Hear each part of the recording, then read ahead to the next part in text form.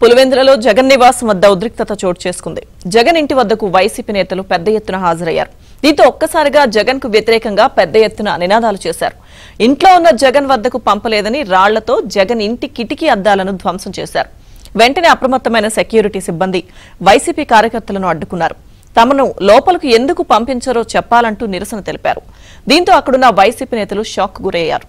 జగన్ ఇంటి వద్దకు వచ్చి ఆయనకు వ్యతిరేకంగా నినాదాలు చేయడంతో ఒక్కసారిగా వారంతా షాక్ గురయ్యారు.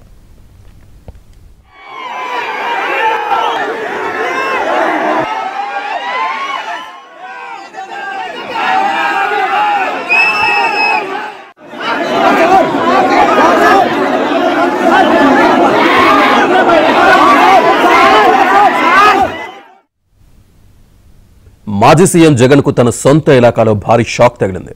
ఓటమి పాలైన తర్వాత తొలిసారి తాడేపల్లి ప్యాలెస్ నుంచి కడప జిల్లాకు చేరుకున్నారు. జగన్ కడప ఎయిర్పోర్టుకు వచ్చిన సమయంలో కేవలం 4 మాజీ ఎమ్మెల్యేలు మాత్రమే ఆయనకు స్వాగతం పలికారు. మిగిలిన మాజీ ఎమ్మెల్యేలంతా జగన్ కార్యక్రమానికి డుమ్మా కొట్టారు. అలాగే జగన్ పర్యటనలో కీలక వైసీపీ నేతలు సైతం మొహం చాటేశారు. కేవలం చంద్రగిరి మాజీ ఎమ్మెల్యే చెవిరెడ్డి భాస్కర్ రెడ్డి మాత్రమే జగన్తో పాటు ఎయిర్పోర్టులో తలుక్కుమన్నారు.